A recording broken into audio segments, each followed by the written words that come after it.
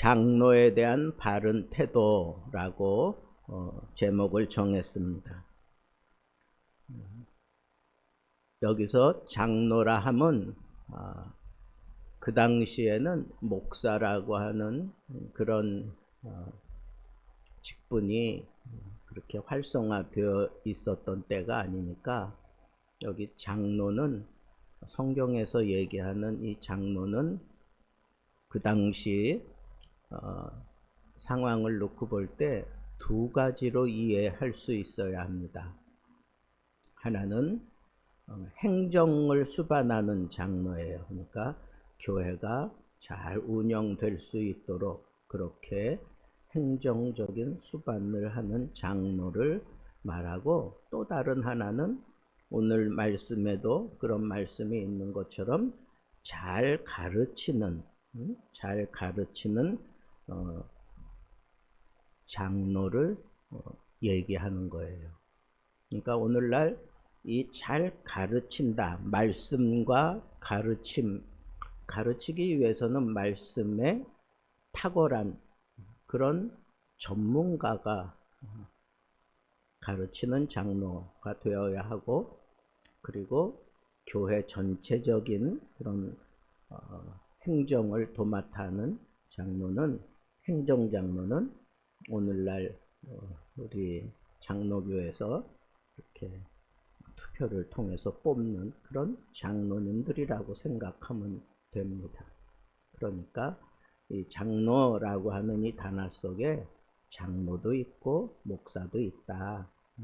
그러니까 교회에서 항상 그 최상위에서 지도하는 그 부류를 장로라고 그렇게 여러분들이 이해하시면 되겠습니다. 그래서 이 장로에 대해서 교인들이 어떻게 섬기고 또 순종하고 그리고 함께 사역하는지, 그런 것들을 이제 제대로 이해시키기 위해서 사도 바울이 오늘 말씀을 디모데에게 분명하게 보여주는 거죠. 그래서 이 젊은 목회자 디모데에게 교회 공동체를 어떻게 세워가야 하는가 하는 측면에서 이렇게 목회 서신이라고 얘기하잖아요. 그러니까 목회를 이렇게 해야 된다라고 하는 건데, 그 목회를 하는 가운데 기둥같이 여기는 그런 사람도 있고 그런 문제들이 있는데, 그런 것들을 어떻게 이해하고 어떻게 가르쳐야 되는지를 얘기하는 겁니다. 특별히 교회는 공동체이기 때문에 리더십이 부재가 되면 이게 어디로 갈지 모르잖아요. 그죠? 그래서 리더십이 항상 이 공동체를 이끌어가는 그런 역할을 하는 거니까 장로의 그 직위가 얼마나 중요한가 라고 하는 것을 우리가 먼저 생각할 수 있고, 특별히 이 장로에 대해서는 우리가 세 가지 측면에서 장로님은 이런 일을 하시는 거니까 우리가 그런 쪽으로 도와드리면 되겠다. 그렇게 성도들을 잘 설득하고 가르쳐야 되겠죠. 17절을 보면 장로는 일단 존경받을 만 해야 돼요. 존경받을 만 해야 된다. 그런데 존경받는데 어떤 부분에서 존경받아야 되느냐? 리더십에 대해서 존경받아야 돼요. 잘 다스리는 자, 그리고 잘 다스리기 위해서 어떤 사람은 행정적인 그런 지혜를 발휘할 것이고, 어떤 사람은 가르침을 통해서 그 다스림의 권위를 세워갈 것입니다. 그리고 19절에 보면 장로를 고소하려면 두세 증인이 필요하다라고 이렇게 얘기하는 거 보면, 장로가 앞에서 이끌어 갈 때 이끌어가는 동안에 필요 이상으로 어떤 힘을 쓰거나 필요 이상으로 어떤 도를 넘어서 어떤 실수를 하거나 그랬을 때 사람들은 그에 대해서 대번에 판단하고 비방하고 그렇게 푸념을 늘어놓을 수밖에 없잖아요. 근데 고소까지 하려면 리더십이기 때문에 그 리더를 고소하기 위해서는 어떤 한 가지 한 사람의 얘기만 듣고 그렇게 고소하지 말라는 거예요. 두세 사람의 증인이 동일한 얘기를 할 때 그때 이제 고소를 하고 그 고소에 대해서 면밀하게 살펴서 상벌을 줄 수 있겠죠. 그러니까 일방적인 어떤 한 사람의 어느 한쪽의 그런 얘기만 듣고 함부로 장로에 대해서 비방하거나 그리고 고소할 수 없다는 거예요. 그만큼 이 장로의 위치를 우리가 잘 생각하고 만약에 세 번째로 장로일지라도 그죠? 교회 리더십일지라도 저지르면 안 되는 죄를 지었을 때는 장로기 때문에 오히려 공개적으로 그 죄에 대해서 책망하라 그렇게 얘기를 하고 있어요. 그래서 여러분 이 젊은 디모데지만 장로 가운데 뭐 잘못된 그런 죄를 저질렀을 때에는 교회 앞에서 공개적으로 그 문제를 다루라는 거예요. 두 가지 의미겠죠. 하나는 장로이기 때문에 그만한 책임을 묻는 거고 또 다른 것 하나는 장로도 교회에서 이렇게 잘못하면 책벌을 받는데 다른 사람들은 그 광경을 보고 엄숙해진다는 거예요. 두려운 마음으로 교회를 해야 되는 거구나. 우리가 하나님 앞에서 막 아무렇게나 이렇게 일을 감당해서는 안 되는구나 라고 하는 것을 분명하게 깨우쳐 주기 때문에 그렇게 공개적으로 책망을 하라고 얘기를 하는 거예요.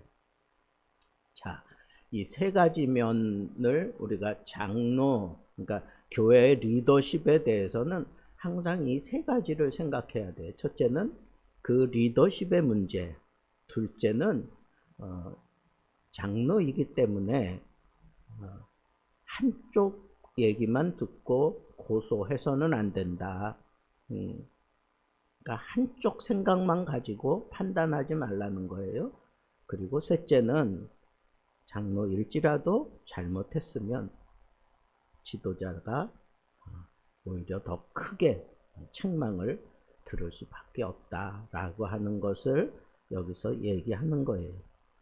근데 오늘 여기 첫 번째로 잘 다스리는 장로는 두 배나 존경을 받는다라고 얘기를 했어요. 그러니까 두 배나 더 존경해 줘라 그렇게 얘기를 했어요. 이 존경이라고 하는 것은 그냥 마음에서 우러나오는 단순한 감정 그 정도가 아니에요. 헬라어로 티메라고 하는 이 존경이라는 이 단어는 명예와 물질적 지원을 포함한 거예요. 그러니까 여기 정말 잘 다스리는 장로, 그 장로는 두 배나 더 물질적으로 지원을 해주고 그리고 그의 명예를 그렇게 두 배나 더 높여주라는 거예요. 그만큼 그들이 하는 일이 힘들기도 하지만 그렇게 칭찬 들을 만하다라고 하는 거예요. 특별히 여기 말씀과 가르침에 수고하는 자들을 더욱 그렇게 하라고 얘기한 것 보면 오늘날 목회자들이 이 말씀으로 평가받아야 되는데 이 말씀에 대해서 평가 하기보다는 그냥 나에게 잘해주고 내 형편을 잘 헤아려주고 뭐 이런 것으로 판단하려고 드는 것들은 그거는 어느 한쪽으로 치우친다는 거예요. 장로를 우리가 세우는 이유는 행정적인 수반을 하라고 세우는 거예요. 그 목회자는 뭐 하나? 가르치는 일에, 말씀을 가르치는 일에 최선을 다하라는 거예요. 그래서 예루살렘 교회에 문제가 났을 때 7 집사를 세우잖아요. 그때 사도들이 그래요. 이 모든 행정적인 건 그렇게 사람을 세워서 맡기고 우리는 말씀 전하는 것과 기도하는 일에 전무하겠다. 그렇게 얘기를 했어요. 그래서 건강한 교회의 모습은 이렇게 목회자는 말씀 사역에 집중할 수 있도록 그렇게 배려를 해주는 거고, 또 교회에 안수받은 그런 장로님들과 안수 집사님들이 교회 행정에 관한 이런 여러 가지 문제들, 재정적인 문제, 그 다음에 행정에 관한 문제들은 그런 기름 부음 받아서 세워진 사람들이 그렇게 앞장서서 목사와 잘 의논해서 그걸 풀어가야 되는 게, 그게 건강한 그런 교회의 모습이다라고 하는 것을 알 수가 있습니다. 저도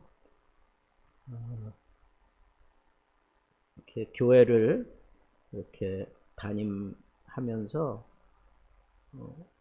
별것도 아닌 건데 거기에 그냥 울컥해서 이렇게 막 도전이 되었던 게 있어요. 그때 뭐냐면 제가 사역을 할 때 그 주일 예배 드리려고 이제 딱 단에 올라섰는데 보니까 포스트잇 하나가 이렇게 딱 올려져 있는 거예요. 근데 거기에 목사님 오늘도 목사님의 말씀을 기대합니다. 딱 그 한마디였어요. 그 한마디에 그냥 제 뭐 좀 씨름하고 고생하고 그리고 울적했던 그런 모든 것들이 그 한마디에 그냥 싹 녹아져 내리고 아주 힘있게 그렇게 말씀을 전하며 이 사명에 다시 불을 붙이는 그런 계기가 있었습니다. 여러분, 그게 꼭 내가 맡은 교회에서만 그런 것도 아니에요. 어느 교회에 제가 말씀을 전하러 초청을 받고 갔는데 거기도 딱 그거하고 똑같아요. 조그만 음료수 병 하나 놓고 그 앞에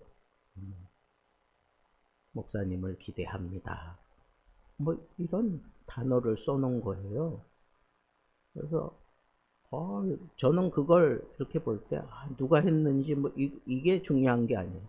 하나님이 나를 아시고 나에게 가장 필요한 그런 방법으로 하나님께서 이렇게 위로하시는구나.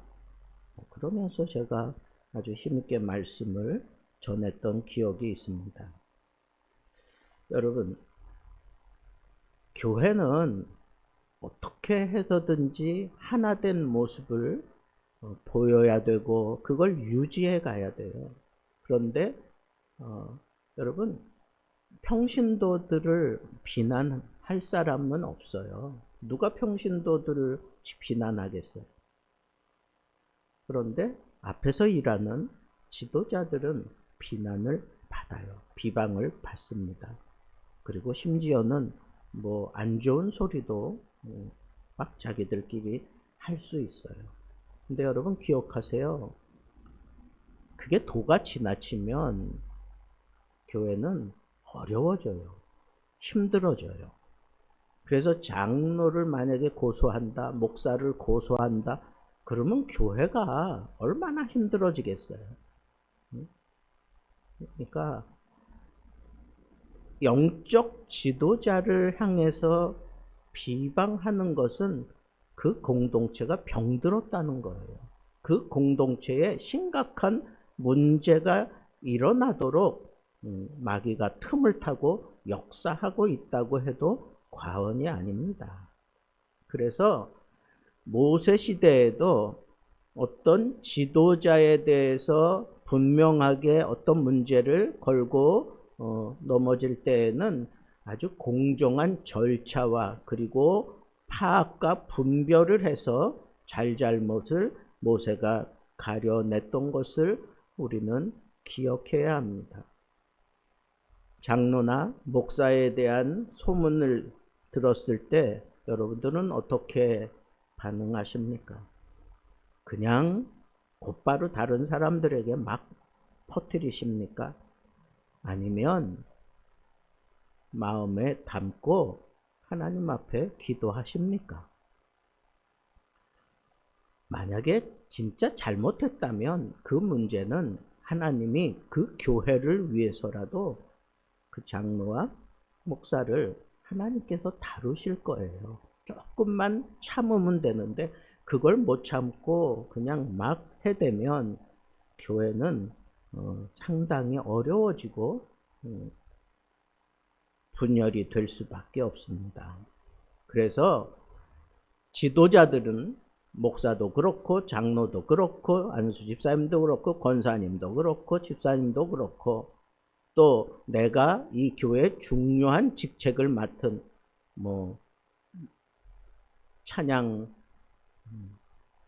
사람이나 찬양 인도하는 사람이나 또 반주하는 사람 또 영상을 담당하는 사람 이런 사람들이 실수하면 이런 사람들이 자리를 제대로 지키지 못하고 그냥 전체 공동체와 함께 하지 못하고 막 자기 하고 싶은 대로 한다 그러면 거기에 대해서 반드시 비난이 날라오고 비방이 오고 그리고 심각한 그런 문제들이 그 틈을 타고 마귀가 역사하기 때문에 일어날 수밖에 없어요.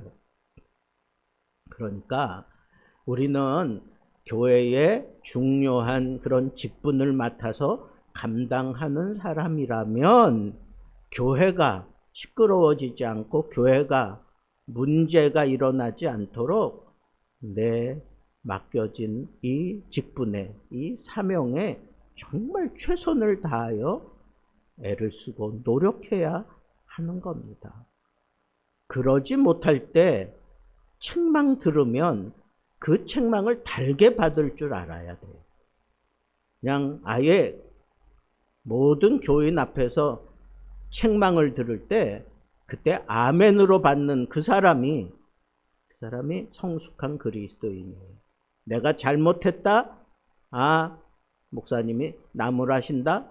그러면 많은 사람들 앞에서 내 잘못을 지적했을 때 그게 내가 나에게 창피를 줘? 나하고 무슨 억하 감정이 있어? 이렇게 받아들이지 않고 그걸 잘 받아서 자기의 잘못을 하나님 앞에 고백하고 그리고 교회의 치리를 따라 그렇게 움직일 수 있다면 그 사람은 정말 잘하는 거예요. 성숙한 사람이고 그렇게 행동해 나감으로 인해서 교회가 시끄러웠고 교회가 분열될 수 있었던 것이 하나로 뭉쳐질 수 있는 그런 기회가 주어지는 것이기 때문에 그렇습니다. 오늘 이 장로에 대한 바른 태도를 우리가 생각해 보면서 저는 교회는 한 몸이구나. 교회는 한 몸이구나 라고 하는 것을 아주 뼈저리게 느꼈습니다. 그래서 교회에서 여러분 목사나 교회에서 장로나 뭐 어떤 이 지도자들이 정말 돈을 바라고 막 애를 쓰고 노력하는 사람이 있습니까? 아니에요. 목사님이 받는 이 월급도 뭐 월급이라 그러지 않아요. 폐위라고 얘기를 해요. 왜 이렇게 얘기할까요? 그럼 목사님이 당신은 요만큼 일하는 사람이니까 요만큼 준다. 아니, 그렇지 않아요. 목사의 이 사명은 이게 사역이에요, 사역. 돈 벌기 위해서 이런 사역하는 게 아니라고요. 사명을 따라 하나님 앞에서 그렇게 사역하는 사람이기 때문에 그 사역을 하는데 어려움이 없도록 우리 교회가 이렇게 책임지겠습니다. 그래서 교인들이 그렇게 책임져 주는 그게 폐위예요. 그러니까 그런 의식을 가지고 목사님들을 볼 수 있어야 돼요. 그래서 여러분 우리 교회의 지도자들은 다 같이 이렇게 하나님 앞에서 일하는 사람이에요. 목사는 목사대로, 또 장로는 장로대로, 안수 집사는 안수 집사대로, 권사는 권사대로, 집사는 집사대로, 찬양 인도하는 자는 그 사람대로, 반주자는 반주자대로, 영상을 담당하는 자는 또 그대로, 뒤에서 안내하는 사람은 또 그대로, 또 이름 없이 빛 없이 조용히 교회에 와서 이렇게 청소하는 사람은 또 그 사람 그 모습대로. 하나님이 절대로 그냥 넘기지 않습니다.